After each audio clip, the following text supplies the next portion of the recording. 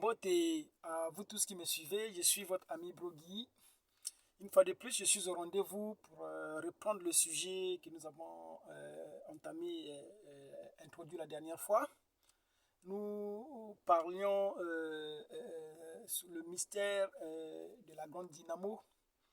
Pourquoi? Parce que nous croyons que de la même manière que Dieu avait fait les alliances avec le Nord et avec l'Est et récemment avec l'Ouest, aujourd'hui, par rapport à la compréhension que nous avons de la parole, nous pouvons constater que l'alliance que Dieu est en train de conclure avec son peuple aujourd'hui est orientée vers le pays du Sud.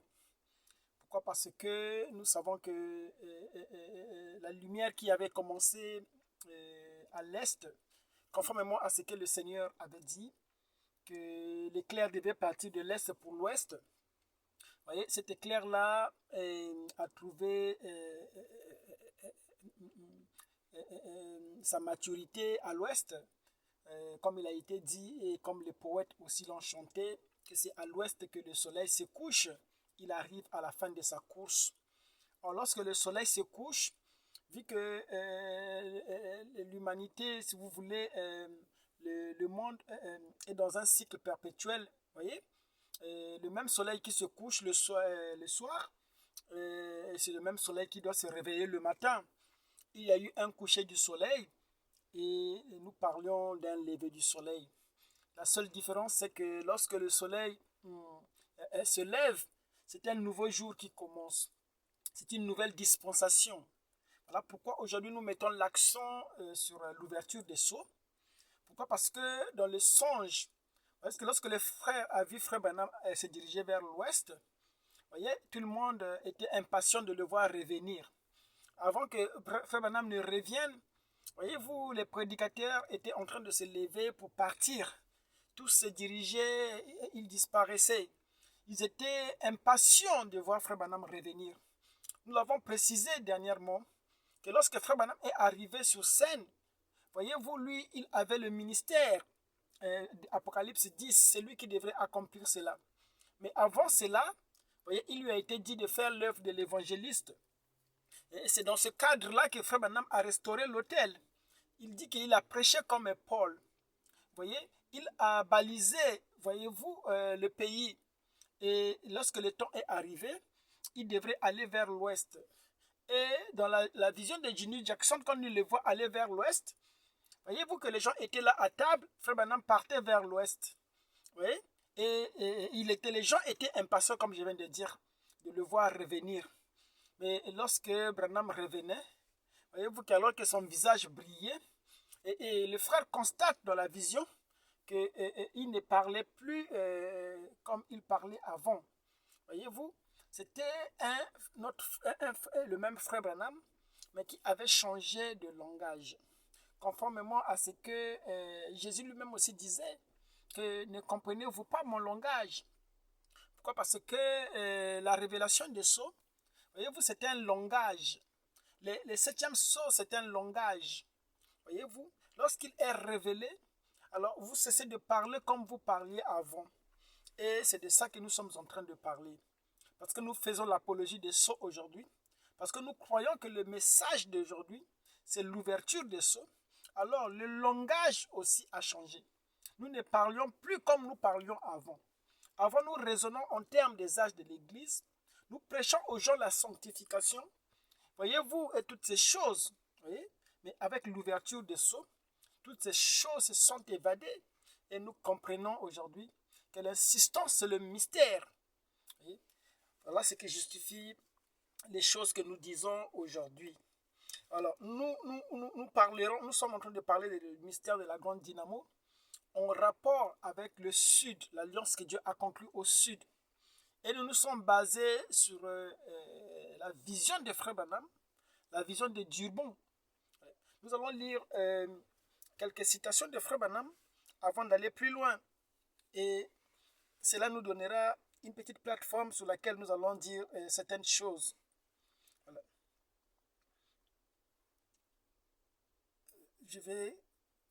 je vais lire certaines citations de Frère Branham à ce sujet. Alors, Frère Branham dit dans qui a cru à notre rapport du 19/07/1951. Il dit, et lorsque j'eusse fini ma prière et que j'eusse dit Amen et que j'eusse demandé sa guérison, la petite tourterelle s'envola. Les prédicateurs le remarquèrent et quand je commençai à parler à cette femme pour la consoler, le Saint-Esprit parla et dit, elle va être bien.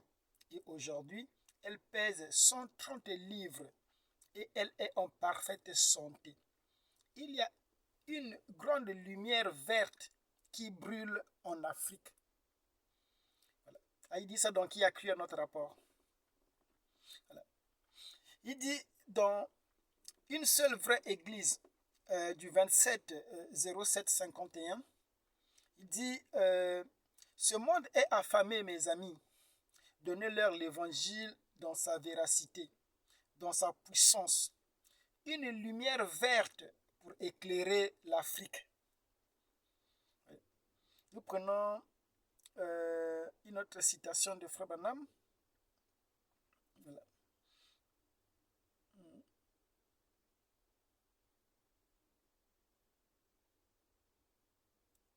Voilà.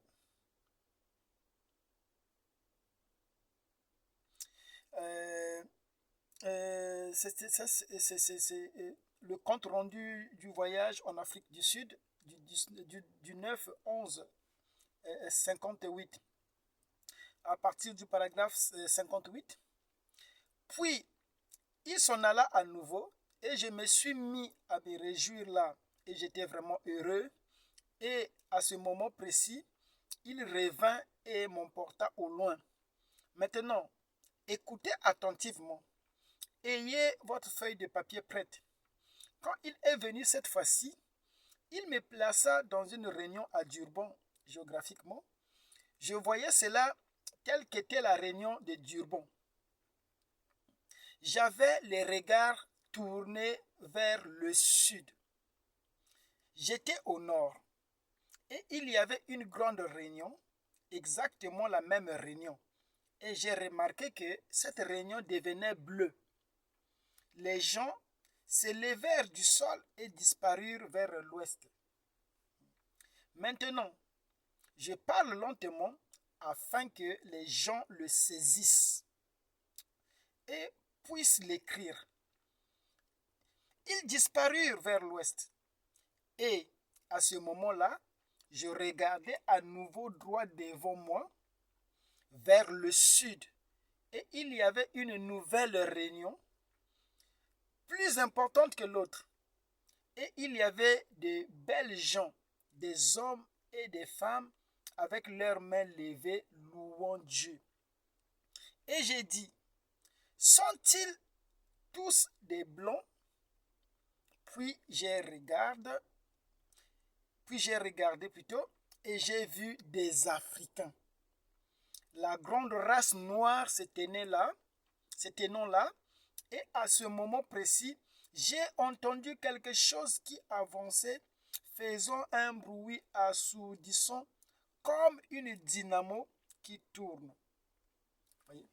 Ici, c'est une vision que Frère Branham raconte de la vision qu'il avait eue à Durban. Voyez? Il dit que il se tenait au nord précisément, il dit lui-même géographiquement, et il voyait une vision, une réunion des gens qui louaient Dieu. Voyez? Il dit que après la réunion commençait à tourner, devenait bleue. Voyez? Les gens se levaient et disparaissaient vers l'ouest. Alors pendant qu'il regardait devant lui, il y eut une autre grande vision. Il vit un peuple qui louait Dieu. Il dit que c'était des hommes et des femmes. Ils étaient beaux. Ils louaient Dieu. Et il y a un détail ici que j'aimerais que tout le monde puisse le noter. Il dit, Frère Branham s'est posé la question, étaient-ce tous des blancs? Voyez? Donc, il regardait si c'était tous des blancs. Donc, il a vérifié, voyez-vous, ce détail. Et il s'est rendu compte que non, il s'agissait de la grande race du noir. Voyez? Alors, pourquoi Frère Branham devrait-il se questionner sur la race?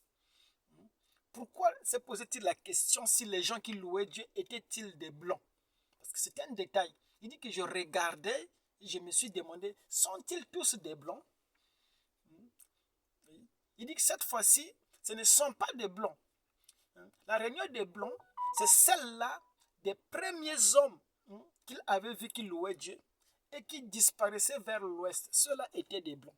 Mais lorsque Dieu lui donne cette seconde vision, alors Frère Branham prend le soin de vérifier si c'était toujours encore des blancs. Mais là, il constate que non, c'était la grande race noire. Et il y avait le bruit assourdissant de la dynamo. Donc quelque chose qui faisait un bruit énorme. Voyez-vous? Et plus tard, il dit qu'il y avait l'ange du Seigneur parmi eux, avec eux. Et vous remarquez que Frère Branham se tenait au nord lorsqu'il regardait cette scène qui se déroulait au sud. Frère Branham n'était pas partisan de cette vision, n'était pas partisan de cette réunion. Il était à l'écart, il regardait au loin. Il se tenait là comme Moïse. Dieu l'avait élevé sur une montagne et lui a montré le pays, alors que lui-même ne pouvait pas y entrer. Voyez-vous? Donc Branham a pris le soin de vérifier les détails. Voyez? Pourquoi? Parce que nous devrons vérifier les détails. Oh, lorsque nous étions dans les âges, on était habitués à entendre par-ci, par-là, que tel frère a vu la colonne de feu. Dans telle église, il y a eu la colonne de feu. Mais le grand problème, c'est que les gens louaient Dieu pour cette colonne de feu, mais personne ne prenait le soin d'éprouver cette colonne de feu, d'examiner dans le détail cette colonne de feu. Quelle couleur portait cette colonne de feu? Était-ce une lumière vert jaunâtre? Parce que c'est celle-là la couleur de la colonne de feu. C'est une lumière verte, jaunâtre, voyez-vous? Donc du vert qui est entremêlé avec du jaune. Voyez? Et cette colonne de feu que les gens voyaient, ils ne pouvaient pas, ils n'apportaient pas de message. Alors que chaque fois que la colonne de feu s'est montrée, voyez-vous, il y avait un message qui suivait. Voyez? Quand il s'est montré avec Moïse, voyez, Moïse a questionné. Qui est-ce? Voyez? C'est ça l'attitude des gens, voyez, qui étudient. Ils ne reçoivent pas les choses gratuitement. Ils éprouvent les esprits. Voyez? Moïse a éprouvé la grande colonne de feu qui est venue. Il dit, mais qui es-tu? Et Dieu s'est identifié avec Moïse. Pareil lorsque Paul a rencontré aussi. Voyez-vous, Paul a posé la question, qui est-ce? Pour identifier l'esprit qui lui parlait. Et voyez-vous que Jésus s'est identifié, parce que c'était lui qui était là, cette colonne de feu. Conformément à ce qu'il avait dit, que je suis sorti du Père, je repars au Père. Frère Branham raconte l'histoire de l'ange qui est venu rencontrer le prophète Martin dans la Bible. Martin a vu un ange marchand de lumière marchant devant lui. Il portait la couronne, voyez-vous, et il est venu. Il s'est présenté à Martin comme étant son Seigneur. Il dit, Martin, je suis ton Seigneur, adore-moi. Mais n'est-ce pas que Martin, étant l'étudiant de la parole, voyez-vous, il a commencé à examiner l'ange. C'est là qu'il s'est rappelé que, voyez-vous, que ce sont les saints qui devraient couronner le Seigneur. Mais comment se fait-il que nous ne sommes pas au temps de la fin? Branham n'est pas encore venu et que l'ange se retrouve avec une couronne, alors qu'il a été dit que ce sont les saints qui les couronneront. Frère Branham interprète cela. Il dit que ce sera ça, le corps. Le couronner veut dire le mettre dans le corps. Et nous avons eu la promesse qu'au temps de la fin, Christ devrait abandonner le trône du Père là où il était assis, à savoir la colonne de feu, voyez-vous, pour prendre son propre trône qui sont les sujets rachetés. C'était ça, couronner Christ. Couronner Christ, Frère Branham dit que c'est le mettre dans des corps. Voyez-vous, il devrait prendre place de législateur, voyez-vous. Il est législateur du monde à travers les fils de Dieu manifestés. Voilà pourquoi la nature elle-même était dans l'expectative de voir les fils de Dieu se manifester. Or, le mystère du fils de Dieu manifesté était dans les sceaux. Voilà pourquoi, si les sceaux n'étaient pas révélés, ça devrait être une grande catastrophe. Pourquoi? Parce que la nature n'allait pas trouver consolation.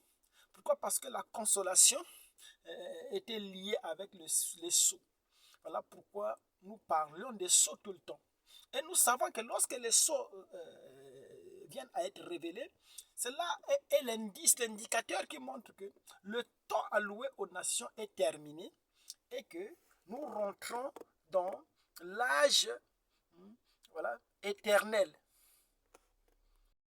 Nous entrons dans un âge éternel, voyez-vous. Et lorsque Christ vient, voyez-vous, cette fois-ci, il vient directement pour se révéler aux Juifs. Voyez-vous, et remarquez que lorsqu'il vient, il va droit à Jérusalem. Il va droit se révéler à son peuple. Et donc, quelle est l'attraction sur la montagne? Frère Madame parle de cet âne-là, voyez-vous, qui était, personne n'avait pas encore monté. Voyez-vous, il était attaché. Voyez-vous, il était dans des chaînes.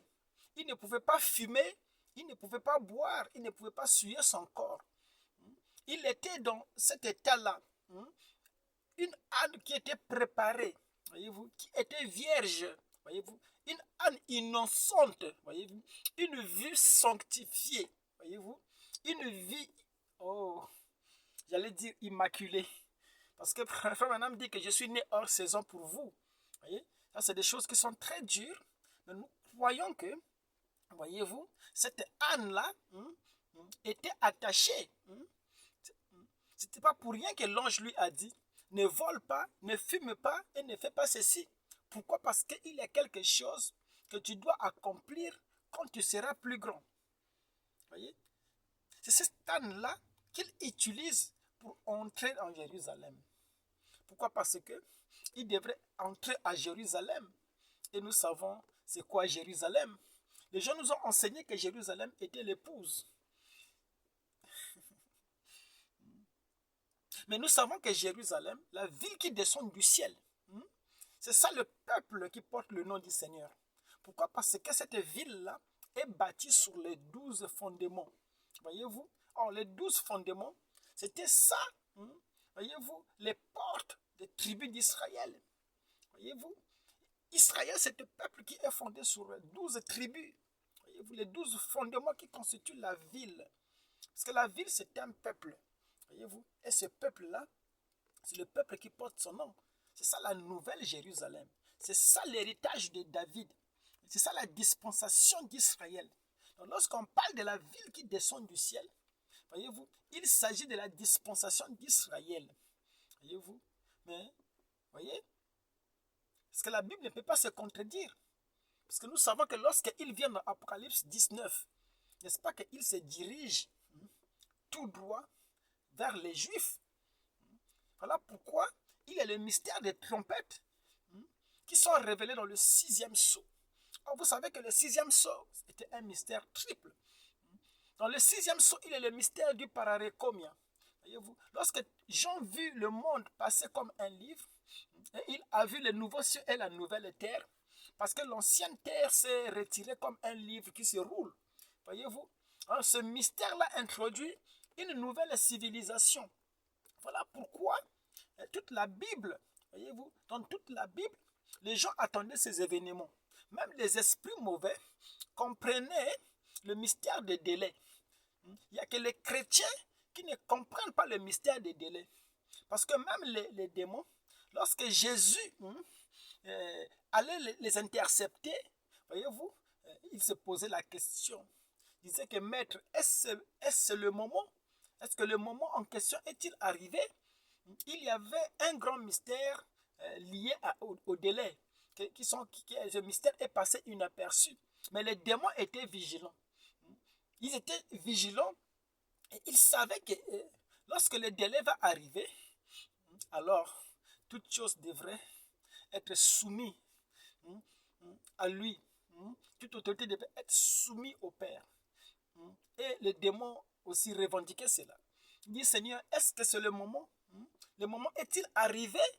Voyez-vous, seuls les chrétiens font des choses sans tenir compte du délai. Jésus-Christ lui-même, dans tout ce qu'il a ordonné, il tenait compte du délai. Il dit, faites ceci en mémoire de moi jusqu'à ce que les gens continuent à faire des choses sans tenir compte du délai. Paul lui-même, quand il parle aussi, il dit que nous connaissons en partie. Lorsque le parfait serait venu, voyez-vous, lorsqu'il serait venu, il y a un délai.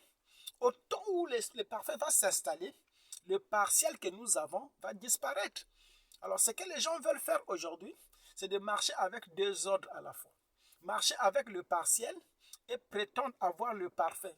Or, les deux œuvres ne peuvent pas marcher ensemble. Voyez-vous, le nouveau vin ne peut pas se mélanger avec l'ancien vin. Voyez-vous, on ne peut pas faire marcher les deux œuvres en même temps. Voilà pourquoi Branham disait que j'espère que l'Église sera assez mature pour séparer les deux œuvres. Voyez-vous, pour séparer les âges des sceaux, pour séparer le Nouveau Testament du Troisième Testament, qui est le testament des sceaux. Pour séparer. Pourquoi? Parce que la sémence n'hérite pas avec la balle.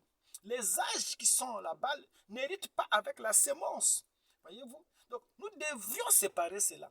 C'est ça l'intelligence. Ce qui avait été dit par Daniel, qu'en ce jour-là, les méchants ne comprendront pas. Mais par contre, le juste, lui, a le droit de comprendre le mystère. Voilà pourquoi tout celui qui ne comprend pas le mystère, qui ne comprend pas qu'il faut séparer les deux œuvres, il peut se rassurer d'être un méchant. Le méchant aujourd'hui, ce n'est pas celui qui va dans les bars. Satan, ce n'est pas celui qui va dans les bars. Voyez-vous, celui qui va dans les bars, même Satan lui-même ne le connaît pas. Voyez-vous, pourquoi? Parce que Satan, il est tellement proche. Il est tellement proche. Voyez-vous, il est tellement proche à tel point que cela pouvait séduire même les élus. Parce que les élus savent que Satan est tellement religieux. Satan est tellement religieux, alors que Jésus lui-même, voyez-vous, par rapport à la vie charnelle, voyez-vous, il ne peut pas peser devant, voyez-vous, la vie des pharisiens. Il ne pouvait pas peser avec la vie des pharisiens. Jésus était tellement différent, était tellement léger sur la balance, qu'il ne pouvait même pas prétendre faire partie des pharisiens. Pourquoi? Parce que les pharisiens observaient à la lettre la loi de Moïse.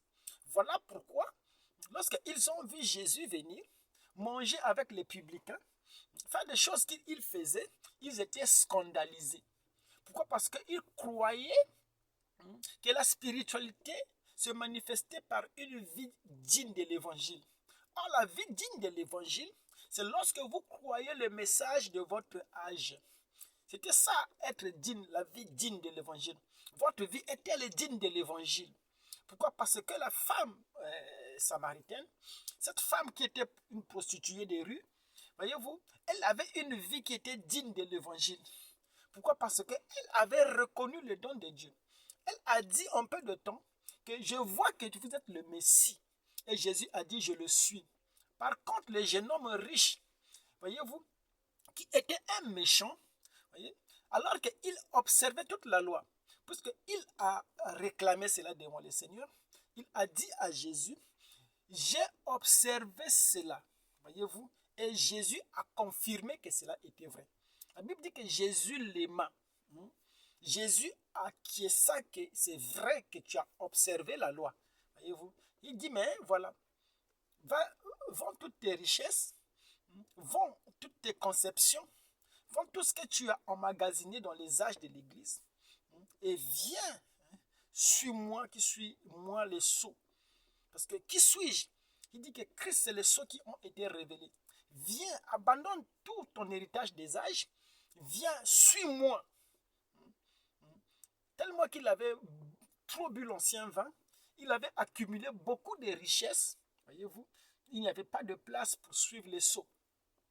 Et Jésus a dit qu'il n'était pas digne de lui. Voyez? Donc aujourd'hui, nous sommes. Alors, je trouve ça bizarre. Je suis venu pour parler de la grande dynamo. Voyez? Mais vous voyez que je me sens conduit à parler d'autres choses. Alors que c'est des choses qui n'étaient pas prévues. J'avais préparé une fiche pour ne pas être éparpillé. Mais tout ce que je dis, vous voyez, rien de cela n'a été préparé là-dessus. Mais je pense que nous avons introduit le sujet. Nous aurons l'occasion d'approfondir le sujet. Parce que nous voulons parler sur le mystère de la grande dynamo. Alors, c'est quoi la grande dynamo? C'est quoi la dynamo? Parce que nous savons que la dynamo, c'est ça qui produit de l'énergie. Et nous avons défini l'énergie comme étant, voyez-vous, quelque chose qui est régi par deux pôles. Il y avait le négatif et il y avait le positif dans l'énergie. C'est là, c'est la dualité de la vie. Nous allons parler des ténèbres qui venaient sur les peuples. Oh, et aussi, effectivement, le lever du soleil. Montrer que la lumière, les ténèbres, c'est une version de la lumière. Voyez-vous, c'est ça Dieu, non? Nous disons qu'en Dieu, voyez-vous, il y a tout le monde, il y a des esprits impurs. C'est ça qui était sorti pour aller séduire Samuel, voyez-vous, pour aller tourmenter Samuel, voyez. Ce sont ces mêmes esprits qui étaient sortis pour aller séduire autant d'Akab, voyez. Toutes ces choses sont en Dieu. Parce que la Bible parlait d'un mauvais esprit sorti de l'Éternel. Je pense que cela n'est pas le message adressé aux chrétiens. Parce que les chrétiens, ils croient que Dieu, voyez-vous, c'est quelqu'un de bon. Voyez-vous, la Bible n'a jamais dit que Dieu était bon. La Bible n'a jamais défini Dieu comme étant la lumière. Mais nous savons que Dieu est devenu lumière lorsqu'il a créé, voyez-vous. Mais Dieu à l'initial n'est pas lumière. Parce que si Dieu était lumière, alors d'où venaient les ténèbres du commencement? Alors que tout n'était pas créé encore. On disait que l'Esprit de Dieu se mouvait au-dessus des eaux. Donc des grands esprits qui sortaient de l'éternité. Les fils de Dieu manifestés et qui poussaient des cris, voyez-vous, lorsqu'on posa les fondements de l'abîme, voyez-vous, alors qu'il y avait les ténèbres qui couvraient. Donc l'esprit original, ce sont les ténèbres. La lumière n'est pas l'esprit original. Voilà pourquoi nous avons dit que le Père, voyez-vous, n'est pas la lumière. Le Père n'est pas lumière. C'est le Fils qui est lumière. Parce que la lumière a été enfantée. Or, le Père, dans sa condition de Père, de l'éternité moins l'infini, il est ténèbre. Or, il y a un grand mystère avec les ténèbres. Il y a un grand mystère avec la mélanine. Et c'est de ça que nous allons parler. La composition chimique de la mélanine. Mais la dernière démonstration de l'esprit se fait dans le Midi. Or, nous savons que le Midi, c'est le peuple des gens de la mélanine. Pourquoi cette couleur noire? Voyez-vous? Pourquoi cette couleur des ténèbres? Alors que les temps s'arrêtent avec la dispensation de l'Ouest. Et Dieu se souvient du Midi. Voyez-vous? Lorsqu'il vient au Midi, c'est pour conclure une alliance éternelle.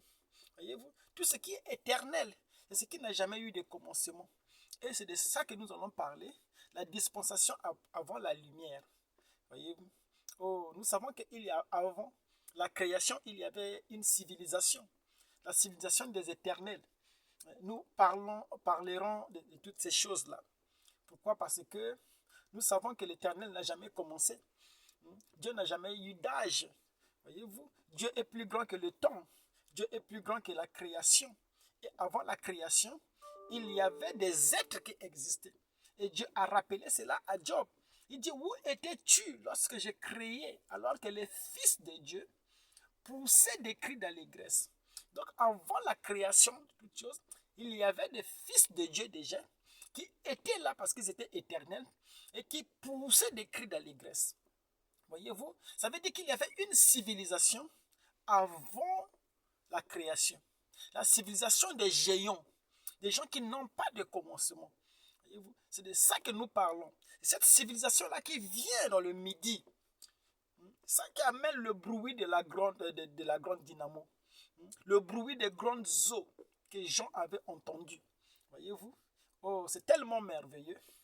de voir les grands esprits de l'éternité faire leur transfert dans le temps. Voyez-vous, ces esprits-là sont des esprits des ténèbres. Ce ne sont pas des esprits destinés à vivre dans la lumière. Oh, vous savez que les ténèbres, ce sont des corps. Voyez? Les esprits qui doivent habiter dans la mélanine. Voyez-vous? C'est la civilisation de l'homme ancien. Oh, voilà. Donc, nous allons parler de la grande dynamo en rapport avec la civilisation de Midi. Parce que nous savons que la grande démonstration d'aujourd'hui, c'est l'alliance qu'il a conclue avec le Midi. Pourquoi avoir réservé toutes ces choses-là au le Midi? Voyez? Et Branham lui-même, étant un anglo-saxon, il n'a pas fait partie de cette chose. Il dit que je me tenais dans le nord, je regardais cela se passer dans le sud. Dieu lui a permis de voir, mais il ne lui a pas permis de faire partie. Oh, il s'agit d'une propriété exclusive. Oh, soyez bénis parce qu'il est une demi-heure passée. Nous allons revenir sur le mystère de la grande dynamo pour essayer de montrer le mystère des ténèbres en rapport avec la mélanine. Pourquoi le Fils a un commencement et pourquoi le Fils, au temps de la fin, devait remettre le royaume à celui qui est Père. Or, celui qui est Père, c'est celui qui a habité dans les ténèbres. Honneur à la ville, c'est Brogui.